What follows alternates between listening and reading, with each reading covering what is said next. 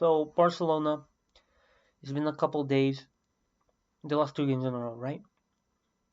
Against PSG 2-1, and against Sevilla 4-1. Now I'm gonna touch base with PSG first. We lost no John Garcia. Chesney's back.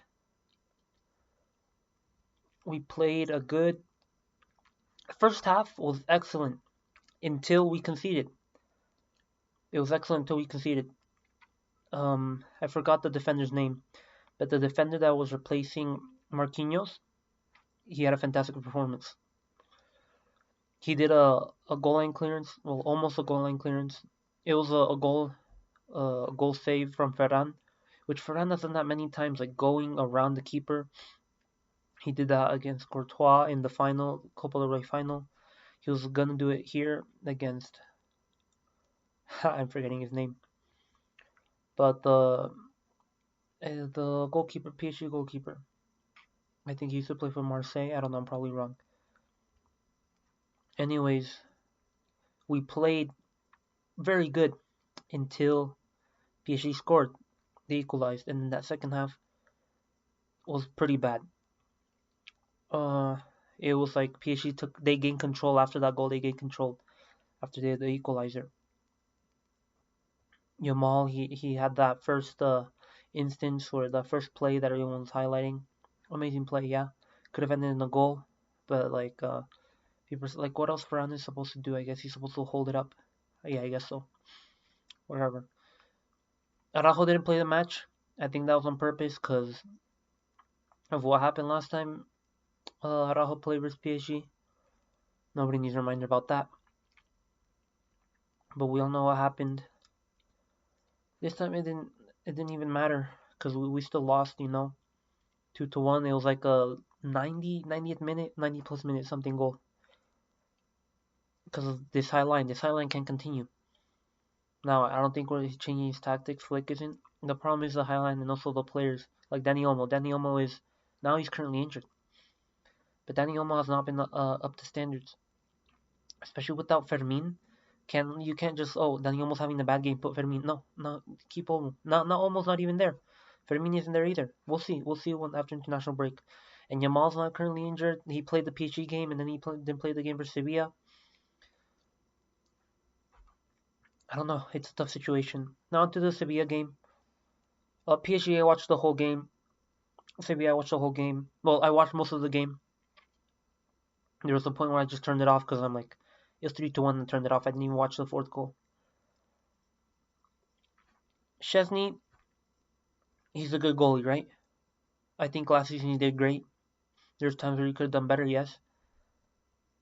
Especially because like he would give away penalties last season. Like that doesn't matter. That's irrelevant right now. This season, he's played 2 matches. PSG, I think he was pretty good. And then he was like decent versus PSG. Sevilla, I thought he was good. He was good versus Sevilla because he prevented many goals. Now before I go on to Araujo, Szczesny, he's supposed to be a penalty specialist, right? Save the penalty. Say like he has like a great penalty save percentage, right? He has had like since he arrived like 5 or 6 penalties against him,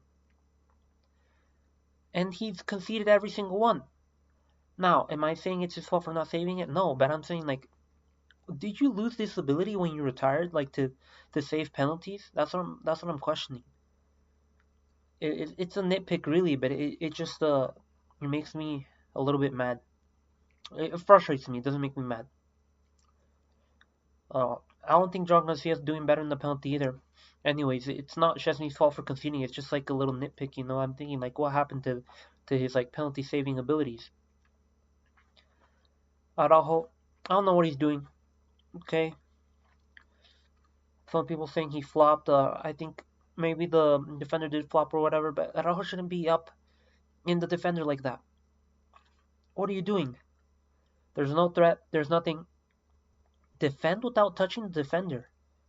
Sometimes it's necessary, yes, but you gotta defend without touching the defender. And I don't know how much longer we need to deal with Araujo like this.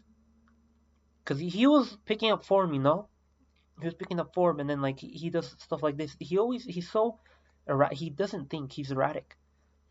He doesn't think. That's the problem. He doesn't think.